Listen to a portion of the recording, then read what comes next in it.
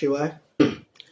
शिव पे आधारित प्रतिमा का एक खास बात आप लोग विशेष रूप से ध्यान रखेंगे कि सबसे पहले मेरा एक खास टिप्स होगा आप सभी विद्यार्थियों के लिए कि भगवान शिव के जितने नाम हैं उन सब नामों को आप अपनी डायरी में नोट कर लीजिए। शिव भगवान से जुड़ी जितनी कथाएं आपने सुनी है या पढ़ी है उन सबको रिकॉल कर लीजिए, क्योंकि जितने प्रकार के नाम हैं आप जो याद करते हैं भगवान शिव की मूर्तियां उन्हीं रूपों में प्राप्त हुई है। अब इसमें कैसे अलग अलग हुए हैं ये मैं आप उसके विषय में बताऊंगा। देखिए, ऐतिहासिक दृष्टिकोण से भारत में सनातन धर्म के 3 मत हैं, शैव मत, वैष्णव मत और शाक्त मत। ये 3 मत सनातन धर्म में हैं जो बहुत ही इंपॉर्टेंट हैं, इसको विशेष रूप से ध्यान देने योग्य है। 4वीं शताब्दी में मेगास्थनीज ने शैव मत के विषय में उल्लेख किया था और महर्षि पाणिनि के समय 700 ईस्वी पूर्व में शैव मत का विशेष रूप से प्रचलन हुआ। ऐसा इस संप्रदाय का, शैव संप्रदाय के विषय में लोग जान सकें, यह सब पाणिनि के समय में से ज्ञात है। अब हम बात करते हैं जिस प्रकार भगवान विष्णु के दशावतार रूप तथा उनके 3 मुद्रा, विशेष रूप से शयन मुद्रा, आसन मुद्रा और स्थानक प्रतिमा को आपने जाना, उसी प्रकार भगवान शिव मतावलंबियों ने इनके विभिन्न रूपों की कल्पना की। शिव भगवान के बारे में आप क्या क्या जानते हैं जानिए, मैं वही बातें दोहराऊंगा, लगेगा कि ये मैं जानता हूँ। जैसे शिव संसार के रक्षक हैं, संहारक देवता के रूप में जाने जाते हैं। ये देवता और असुर यानी अच्छे लोग और बुरे लोग दोनों के बीच समान रूप से प्रिय रहे हैं और जल्दी से मान जाने वाले हैं, बहुत जल्द सब पे प्रसन्न होने वाले हैं। इन सब चीजों को आप ध्यान में यदि मस्तिष्क में रखेंगे तो भगवान शिव की मूर्तियां रूप के व्याख्यायित करना आपके लिए सुगम हो जाएगा।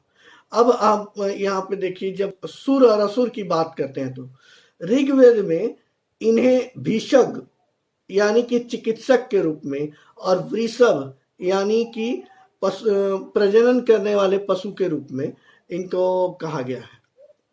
उत्तर वैदिक काल में पशुपति कहा गया है। सिंधु घाटी सभ्यता में भी मुहर जो मिली है वो पशुपति अंकित मुद्रा प्राप्त हुई, ऐसा आपने बीएफए फर्स्ट ईयर में भी पढ़ा होगा या सिंधु घाटी सभ्यता के दौर के इतिहास को जानने के क्रम में आपने पढ़ा होगा। शिव के पालक और सौम्य तथा रूप जो है वो कल्याणकारी कहे गए हैं। बहुत मुस्कुराते हुए प्रसन्न चित्त इनका रूप, शिव का जो रूप है वो कल्याणकारी रूप माना गया है। इसी के अंतर्गत में जो असुर लोग होते हैं, जब उनके लिए या संहारकर्ता के रूप में शिव के रौद्र रूप की कल्पना की गई है। तो शिव के 2 रूप आपको मैंने प्रारंभिक स्तर पे बता दिए, सौम्य रूप, ठीक है, और दूसरा है उनका संहारक रूप। सौम्य यानी कल्याणकारी रूप और रौद्र यानी संहारक रूप, ठीक है। इसमें इन दोनों रूपों को आप ध्यान में रखिएगा हमेशा। अब हम बात करते हैं इसके आगे कि प्रतिमा शास्त्र के दृष्टिकोण से इनकी मूर्तियों का विकास कैसे कैसे हुआ। प्रतिमा शास्त्र के अध्याय में मैंने आपको बताया है कि सचल प्रतिमा भी बनती थी, मतलब जो क्षणिक प्रतिमाएं, कुछ दिनों के लिए मासिक प्रतिमाएं, ये सब बनती थी। तो इसका अर्थ क्या हुआ? सचल प्रतिमाएं जो कुछ दिनों के लिए आज बनी और कल नहीं रहेगी, जैसे दशहरा में दुर्गा पूजा के अवसर पे हम प्रतिमा बनाते हैं, थोड़े दिनों के लिए होती है, बाद में विसर्जित हो जाती है, ये सचल प्रतिमाएं हैं। तो शैव मत के दौरान सचल एवं अचल प्रतिमाओं के अंतर्गत 2 रूप विकसित हुए। पहला है प्रतीकात्मक लिंग रूप में और दूसरा है मानवाकृति के रूप में। अब आप जानिए सचल मूर्तियां। सचल मूर्तियां वे होते हैं जो अस्थायी रूप से एक स्थान स्थिर नहीं रहती हैं, खड़ी नहीं रहती हैं। ऐसी मूर्तियां मिट्टी, पत्थर, रत्न, लकड़ी आदि सभी में बनाई गई है। चूंकि ये सचल होती है, मतलब ये अचल नहीं होती। आज इसको हम चल सकते हैं, रत्न इत्यादि से भी बनाए जाते हैं। ये आज यहाँ पे हैं, कल वहां पे है, जैसा मैंने बताया कि त्योहार आदि पे भी बनते हैं। दक्षिण भारत में कुषाण काल से ऐसी प्रतिमाओं के संदर्भ प्राप्त होते हैं। अचल प्रतिमा जो अस्थायी होती है, इन्हें एक निर्दिष्ट स्थान यानी देव मंदिर, सभा मंदिर में स्थायी रूप से प्रतिष्ठित कर दिया जाता है। अब सचल और अचल के रूप में जो दोनों रूपों में जो प्रतिमा है, वो उसमें जो शिव की जो प्रतिमा, एक जो मैंने रूप बताया कि प्रतिमा प्रतीकात्मक लिंग रूप में है। लिंग पूजा का सर्वप्रथम स्पष्ट उल्लेख मत्स्य पुराण में मिलता है। महाभारत के अनुशासन पर्व में भी लिंगोपासना का उल्लेख है। प्रतिमा के रूप में इसके साक्ष्य हमें सिंधु घाटी सभ्यता से प्राप्त होते हैं। लिंग के बनावट में ऊपर लिंग का गोल भाग स्तंभ रूप में होता है और मध्य भाग में अष्टकोणीय संरचना होती है। इसी अष्टकोणीय भाग पे शक्ति रूपा अर्घ्य का निर्माण किया जाता है। ये मध्य भाग है और इसके नीचे का भाग चौकोर होता है, जो तीनों खंड एक ही पाषाण में बनते हैं और यह भूमि के साथ तीसरा खंड जो है जुड़ा हुआ होता है। एक खास बात ध्यान देने योग्य है कि हर स्थायी प्रतिमा में जो अर्घ्य का मुख होता है, अर्घा का जो मुख होता है, वो हमेशा उत्तर दिशा की ओर होता है। तो जब कभी रास्ते में रात में आदमी जंगल में भटक जाता था तो इसी अर्घ्य को देख करके, शिव मंदिर को देख करके दिशा ज्ञान भी किया करता था। तो अब आपको याद रहेगा इसने साक्ष्य देने से कि उत्तर दिशा में होता था। ठीक है, अब हम बात करते हैं अचल लिंग प्रतिमा। सामान्यतः ये दो रूप में प्राप्त हुई। एक मानुषी लिंग के रूप में, अर्थात मनुष्य के सामान्य लिंग के रूप में इसको तैयार किया जाता है, जिसके तीन भाग जो मैंने बताया वो वही हैं। और इसके नाम है रुद्र भाग, विष्णु भाग और ब्रह्मा भाग। प्रायः रुद्र भाग पर ही हम जलाभिषेक और पुष्प अर्चना इत्यादि करते हैं। अब आइए वो मानुषी लिंग के बाद मुख्य लिंग रूप प्रतिमा। मुख्य लिंग रूप प्रतिमा नाम से ही जाहिर है, अर्थात लिंग की संरचना के बाद भी इसमें मुख की आकृति बनाई गई। मुखाकृतियों की संख्या के आधार पर इसे एक मुखी, दो मुखी, चतुर्मुखी या पंचमुखी लिंग कहा गया। ऐसी मुखलिंग प्रतिमा कुषाण काल में भी निर्मित हुई है और गुप्त काल तक इसका बहुत विकास हुआ। मंदसौर नामक स्थान से अष्टमुखी लिंग प्रतिमा प्राप्त हुई। पंचमुखी लिंग प्रतिमा चारों ओर से चार मुख और ऊपर की ओर एक पांचवा मुख होता है। इस तरह की चतुर्मुखी लिंग प्रतिमा हमारे गया विष्णुपद मंदिर प्रांगण में भी है। अब हम आते हैं शिव के मानव रूप में जो मूर्तियां बनी उसमें। पहला में प्रतीकात्मक लिंग रूप में बनी है और दूसरा में मानवाकृति रूप में बनी है। तो मानवाकृति रूप में शिव प्रतिमा का जो संबंध ध्यातव्य है शिव प्रतिमा के संदर्भ में, जो मैं सबसे पहले आपको बताया कि जितने प्रकार के नाम है वो आप याद रखें, जितनी इनकी कथाएं आप याद रख सकते हैं वो याद कर लें, तो आपको बड़ा सुगमता होगा। अब इनके कल्याणकारी और संहारकारी ये दो प्रवृत्ति है।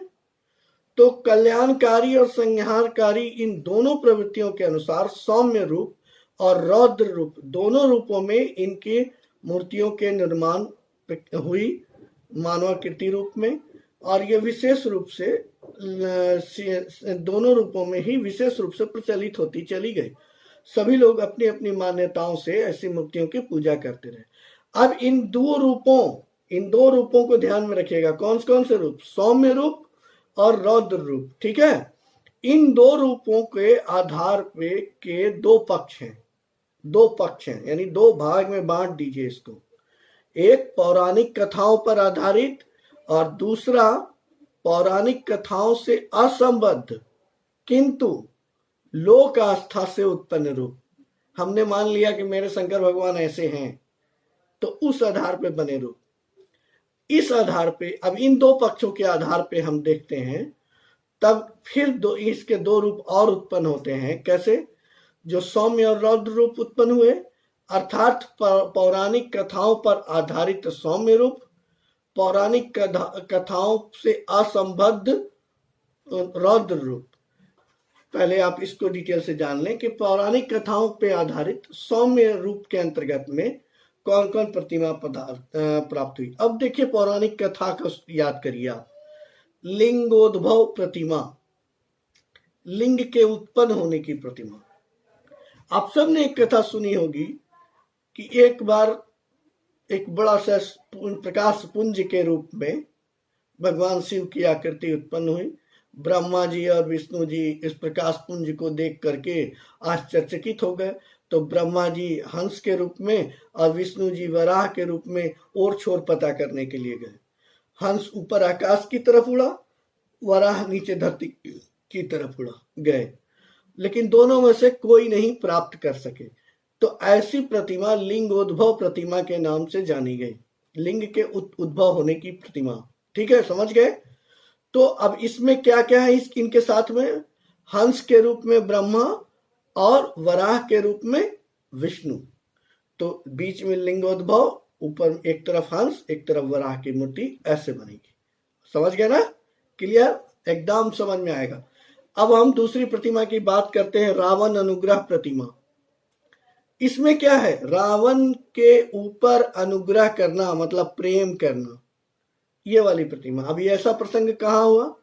एक बार रावण ने कहा कि हम भगवान को कैलाश समेत लेकर के अपने घर जाएंगे। उठाना शुरू किया उसने भगवान कैलाश को। तो भगवान शिव ने अपने पैर के अंगूठे से, दाहिने पैर के अंगूठे से उस पर्वत को दबा दिया था। तब रावण ने उस समय शिव तांडव नामक महास्त्रोत की रचना किया था। रावण के द्वारा रची गई महामंत्र, उसका गायन करते हुए उसने भगवान को प्रसन्न किया। तो रावण के ऊपर जब अनुग्रह हो गए, भगवान प्रसन्न हो गए, वही अनुग्रह प्रतिमा में बनती है। इसी प्रकार से कैलाश मंदिर में इस प्रकार की प्रतिमा देख सकते हैं। लिंगोद्भव प्रतिमा जो मैंने पहले बताया वो दक्षिण भारत में बहुतायत मिलता है, और रावण अनुग्रह प्रतिमा एलोरा के कैलाश मंदिर में है। इसके बाद है गंगाधर प्रतिमा, अर्थात भगवान शिव की जटाओं में जब गंगा धारण करने का प्रसंग। एक तरफ पार्वती जी उनके पास बगल में खड़ी रहती हैं, ऊपर से भागीरथ के अनुग्रह से, विनती से भगवान स्वर्ग से उतर रही गंगा को अपनी जटाओं में धारण करने के लिए एक हाथ से जटाओं को पकड़े हुए हैं, ऊपर की ओर उनकी दृष्टि है और बाएं हाथ से वो पार्वती के प्रदान किए हुए हैं। तो ये गंगाधर शिव का रूप है।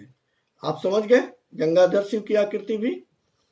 तो इसके बाद हम बताते हैं आपको लोक आस्था से उत्पन्न सौम्य रूप, जिसका जो पौराणिक कथाओं में वर्णित बहुत नहीं होता, लेकिन इसके रूप हैं, पौराणिक कथाओं से ही लिए गए हैं, लेकिन लोक आस्थाओं ने इस रूप को गढ़ा। अब जैसे लोक में देवों के देव महादेव के रूप में प्रचलित हैं भगवान, तो इनके महादेव रूप की कल्पना की गई। महादेव रूप में भगवान शिव के 5 मुख हैं जो वृषभ पे सवार हैं, सांड पे सवार इनकी आकृति बनती है। सिर पे जटा है, भाल पे चंद्रमा आसीन है, और इनके 5 मुख होते हैं, और जिनमें 4 मुख बिल्कुल सौम्य और कल्याणकारी हैं, और 5वां मुख जो है वो भयानक रूप धारण किए होता है। और ये 5वां मुख जो भयानक रूप धारण किए वो दक्षिण दिशा में बनता है। और त्रिनेत्र युक्त जो है ये 4 मुख होते हैं, जबकि 5वां भयानक मुख 2 नेत्रों वाला होता है। ये आप स्पष्ट रूप से जानिए। लोक आस्था से उत्पन्न एक दूसरा रूप है महेश्वर। महादेव का ही पर्यायवाची है, महा प्लस ईश्वर, महेश्वर। किंतु इस रूप में इनकी प्रतिमा 10 भुजाओं वाली और 5 मुखी वाली बनाई गई। इस बार 5 मुखों में इनका 5वां मुख ऊपर की ओर, चारों मुख चारों दिशाओं में, और 5वां मुख ऊपर की ओर बनता है, जबकि दाईं ओर की 4 भुजाओं में क्रमशः शूल, परशु, खड्ग और वरद मुद्रा में होती है, और एक हाथ जो है वो रिक्त होता है। बाईं ओर की भुजाओं में क्रमशः खेटक, अंकुश, पास और घंटा आदि आयुध होते हैं, और एक भुजा अभय मुद्रा में होती है। स्पष्ट है आपको? आप फिर से पुनः रिकॉर्ड कर रिवाइंड करके सुन लीजिएगा। शरीर पर इनके यज्ञोपवीत अर्थात जनेऊ भी धारण किए हुए होते हैं। उमा महेश्वर ये भी नाम काफी जाना पहचाना है। उमा महेश्वर नाम के अनुकूल ही इसमें उमा अर्थात पार्वती और महेश्वर यानी शिव की प्रतिमा होती है। इसकी दो प्रकार की प्रतिमा मिलती है, एक बैठी हुई और दूसरा खड़ी। इन दोनों आलिंगनबद्ध प्रतिमा होती है। बैठी हुई प्रतिमा को ललितासन मुद्रा की प्रतिमा भी कहते हैं। और इसमें होता क्या है कि शंकर के दाहिने हाथ में नीलकमल की आकृति है और बायां हाथ उमा के कंधे पर रखे होते हैं। और ठीक इसके विपरीत उमा अपने बाएं हाथ में नीलकमल लिए हुए होती है और दाहिना हाथ शिव के कंधे पर रखे हुए होते हैं। ठीक है, ये दोनों बड़ा प्रेम दर्शाने वाला दृश्य है। और इस प्रकार की बैठी हुई जो प्रतिमा है वो ललितासन मुद्रा में और आलिंगनबद्ध मूर्तियां खड़ी अवस्था में भी बनती है। इसी प्रकार इनके अन्य जो लोक आस्था के रूप हैं, वृषभ वाहन प्रतिमा, नीलकंठ प्रतिमा, पशुपति प्रतिमा। पशुपति मुद्रा आपको वहां पर भी मिली, सिंधु घाटी सभ्यता में भी, तो पशुपति प्रतिमा भी बनी। चंद्रशेखर प्रतिमा, हरिहर प्रतिमा इत्यादि बनते हैं। हरिहर प्रतिमा जो है वो एक विशेष रूप से मैं बताऊं आपको कि हरि प्लस हर, हरि का अर्थ होता है विष्णु, हर मतलब शिव, अर्थात इसमें विष्णु और शिव की आकृति बीच से आधे आधे में विभक्त होती है। और इसमें क्या होता है, विष्णु को किरीट मुकुटधारी और शंकर को जटाजुटधारी बनाया जाता है। दाहिनी ओर शिव की आकृति बनती है जो बागंबरधारी होते हैं और बाईं ओर विष्णु की आकृति बनती है जो विष्णु की आकृति के ठीक बगल में यानी बाईं ओर ही गरुड़ की आकृति बनती है और दाहिनी ओर शिव के वाहन सांड या वृषभ की आकृति बनती है। गुप्त काल की मथुरा में ऐसी अनेक मूर्तियां प्राप्त हुई है जो संभवतः शैव संप्रदाय और वैष्णव संप्रदाय के विरोध को हटाने के लिए बनी थी। ये वो दौर था जब बौद्ध काल की कला भी, बौद्ध धर्म का प्रचार प्रसार तेजी से हो रहा था। तो ब्राह्मण धर्म ने अपने आप को व्यवस्थित करने के लिए, अपने को बचाने के लिए ब्राह्मण धर्म और शैव धर्म का झगड़ा दिखाई न दे, इसलिए हरिहर रूप की कल्पना की और ऐसी मूर्तियां बनी। आप समझ गए। अब आइए शिव का कल्याण सुंदर प्रतिमा। कल्याण सुंदर कितना अच्छा वर्ड है ना। तो ये कल्याण सुंदर वर्ड जो है दक्षिण भारत में विवाह प्रसंग के लिए प्रयुक्त होता है और कल्याण सुंदर प्रतिमा में भगवान शिव के विवाह कथा के जो दृश्य होते हैं उसका अंकन होता है। ब्रह्मा जी इसमें बैठे होते हैं पुजारी के रूप में जो विवाह करा रहे होते हैं। शिव और पार्वती होते हैं, अन्य देवी देवता भी होते हैं, नंदी भी होते हैं। तो इस प्रकार की ये शिव कल्याण सुंदर प्रतिमा बनती है। एक अन्य प्रतिमा है अर्धनारीश्वर प्रतिमा। इसमें एक तरफ शिव और बाईं तरफ पार्वती का अंकन होता है, ठीक हरिहर रूप की तरह। बाईं तरफ में पार्वती जी का स्त्री रूप में अंकन होता है और दाहिनी ओर में शिव का पुरुष रूप में जो उनका पारंपरिक वस्त्र है जैसा उसके साथ अंकन होता है। दाहिने हाथ से ये त्रिशूल पकड़े हुए होते हैं, बागंबरधारी होते हैं। अब शिव की नृत्य प्रतिमाएं, नटराज प्रतिमा, नाट्य शास्त्र के अनुसार मैं बताऊं कि नृत्य शास्त्र के ये देवता कहे जाते हैं भगवान शिव। तो नृत्य कलाओं के अधिष्ठाता के रूप में जब इनकी प्रतिष्ठा प्राप्त है तो इनकी नृत्य करती हुई मूर्तियां भी बनी और इनकी नृत्य करती हुई 5 रूप की मूर्तियां बनती है। 5 प्रकार की मूर्तियां दिखाई देती है। अक्सर नटराज की मूर्ति के नीचे एक मानव बौने की तरह आपने देखा होगा लेटी हुई आकृति जिसके ऊपर भगवान पैर रखकर खड़े होकर नृत्य कर रहे होते हैं। इसको हम अपसमार बोलते हैं। तो ये पहला रूप है अपसमार की पीठ पर नृत्य करते हुई धातु प्रतिमा। चोल काल में प्राय इसका तेजी से विकास हुआ और इस प्रकार की प्रतिमा बनी। दूसरा है वाहन नंदी और पार्वती के साथ शंकर की नृत्य मुद्रा। इसमें वाहन बगल में खड़े हैं, नंदी और पार्वती भी होती हैं बगल में और शंकर नृत्य कर रहे होते हैं और इस मुद्रा में ये मूर्ति बनती है। तीसरा प्रकार है नंदी की पीठ पर नृत्यरत शिव की 10 भुजी मूर्ति। इसमें 10 भुजाओं की होती है जो नंदी के पीठ पर नृत्य कर रहे होते हैं। चौथा प्रकार है भूमि पर बिना किसी आधार के शिव की बहुभुजी मूर्ति। बहुभुजी का अर्थ इसमें किसी में 2 भुजा भी मिल सकती है, 4 भुजा भी मिल सकती है, 6 भुजा भी मिल सकती है, तो बहुभुजी मूर्ति भी मिलती है। और 5वां प्रकार है हाथी की पीठ पर नृत्यरत शिव की मूर्ति, जो होयसलेश्वर मंदिर से प्राप्त है। तो अभी मैं आपको बताया कि जो सौम्य प्रतिमा प्राप्त हुई है, इसके पौराणिक स्वरूप क्या क्या हुए और लोक आस्था से कौन कौन से स्वरूप हुए। अब आप जानेंगे रौद्र प्रतिमा के अंतर्गत में कि पौराणिक कथा के अनुसार रौद्र प्रतिमाएं कितने बनी, किस प्रकार की बनी, और लोक आस्था की रौद्र प्रतिमाएं किस प्रकार की बनी। पौराणिक कथा के अनुसार शिव की जो रौद्र प्रतिमा बनी, अब उनके नाम याद करिए। रावण ने जो मंत्र उच्चारण किया था उसमें उसने नाम दिया कामांतकम, त्रिपुरांतकम, भवांतकम। तो ये सब जितने नाम हैं सबकी प्रतिमा बनी है। कामांतक प्रतिमा का अर्थ होता है जब भगवान कामदेव का अंत कर रहे थे, तो कामदेव को भस्म करने का प्रसंग जब आता है तो निश्चित है वो क्रोध में होंगे, रौद्र रूप में होंगे, और इसकी कथा आपको पुराणों में मिलती भी है। तो पौराणिक कथा के अनुसार रौद्र प्रतिमा में कामांतक प्रतिमा, कामदेव का अंत करते हुए प्रतिमा बनती है। इस पूरे प्रसंग को, कथा का जो है वो आप लिख सकते हैं साथ में। त्रिपुरांतकम प्रतिमा, त्रिपुरांतक प्रतिमा में त्रिपुरासुर का उल्लेख है अंत करने का। त्रिपुरासुर कौन था? पौराणिक कथा के अनुसार ताड़का नामक जो राक्षसी थी, उसके 3 पुत्र ने 3 पुरों अर्थात आकाश, धरती और पाताल, आकाश, पृथ्वी और पाताल, इन तीनों पुरों के ऊपर अधिपत्य कर लिया था, इसलिए वो त्रिपुरासुर कहलाए। और इसी त्रिपुरासुर का वध करने के क्रम में इस तरह की जो कथा होती है वो त्रिपुरांतक कथा कही जाती है। और भगवान शिव की त्रिपुरांतक प्रतिमा कैलाश मंदिर में और कांचीपुरम में प्राप्त होती है। इसमें मूर्तियां प्रायः अष्टभुजी और 2 भुजी रूप में प्राप्त हुई है। इनके हाथ में धनुष, वाण, खड्ग, त्रिशूल, कृपाण इत्यादि आयुध होते हैं। इसी प्रकार गज संहारक प्रतिमा, अंधकासुर वध प्रतिमा, जालंधर प्रतिमा आदि रौद्र प्रतिमाएं हैं जो पौराणिक कथा के अनुसार बनाई गई है। अब पौराणिक कथाओं से असंबद्ध किंतु लोक आस्थाओं से उनका उत्पन्न रूप कौन कहा जाता है? लोक आस्था में भगवान के बड़े बड़े अनंत हरि कथा अनंता बड़े बड़े रूप व्याख्यायित है।